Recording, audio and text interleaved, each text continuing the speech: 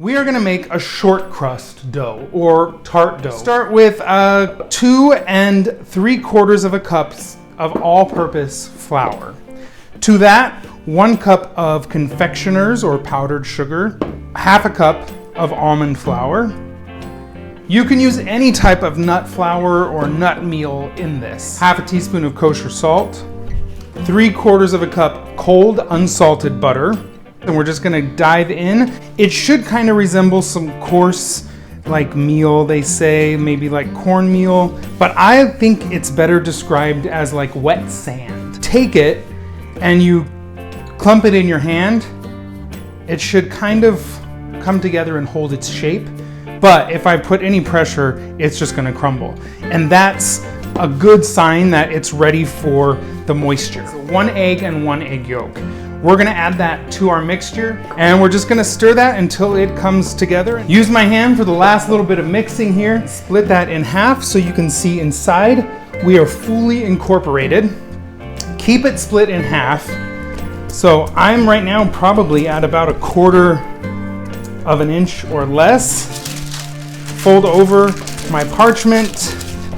And again, about 20 minutes in the fridge just makes it a little bit easier to work with when we're gonna form our tart shell. As you can see, it's definitely firmed up, but it's still workable and pliable, and that's what we want. A little bit of flour, it does not take much at all, and I'm gonna leave it on the parchment for now. We wanna make sure it's even. I like these French style rolling pins. They make them in wood. This is an acrylic one used for often cake decorating or fondant. I love it because I feel like it's a little bit more non-stick to begin with. We're at about 1/8 of an inch. So now take your tart ring, whatever you're using, and cut some of this off, maybe about 1.5 inches. Put our ring base in there, and then, easy as that, just kind of work that dough down into the mold that you're using. And make sure that that tart dough is pressed nicely into the sides. So I'm just gonna take a knife and cut around the edge here. And then this is gonna go in the freezer. Now I have the extra dough. I split it into 2 pieces and rolled it into a rough circle. It does not have to be perfect. And I'll do that with this one as well. Pop these on a lined baking sheet. Now I'm just gonna take an apple. I'm gonna core out the top and the bottom. I use a little tiny spoon to do that. I'm gonna peel that. I'm gonna cut that into half and take our spoon again to core out the center. And then I'm gonna cut that into slices. I'm going about 1/4 inch thick. And what I'm gonna do is just put that in the very center of our crust. Then we're just gonna take our dough and pleat that up around the sides. And then I'm gonna take some raw sugar and be liberal with that. And I'm gonna pop this in the oven. They baked for about 35 minutes on 360. I'm gonna show you a couple plating tricks. Powdered sugar, an area of the plate.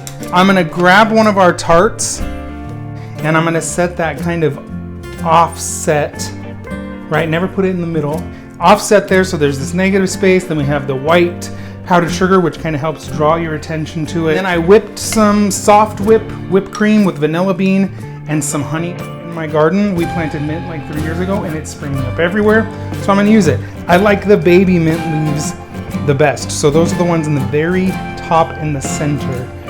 And that just kind of gives us this pop of color, right? Maybe to hint at the fact that we used green apple in there or just some freshness. And it's gotta make sense. Don't put it on the plate if it's not edible or it doesn't make sense. So there you can see what we have. It's gorgeous. Let's dig in and give it a try. So you can see that that crust just kind of breaks apart nicely.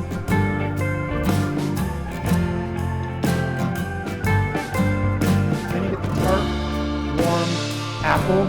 It's not very sweet. We just put the sugar on the top, right? So you really taste that apple and that punch. And then the whipped cream helps to mellow that out.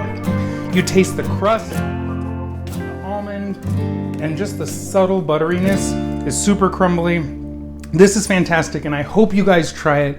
Let me know what you think. If you want to see what else you can do with this crust, tomorrow I'm going to upload a pastry cream video, and we're going to fill a tart shell with pastry cream. So hit subscribe so that you can watch that video and you get notified. See you guys tomorrow. Thanks for tuning in.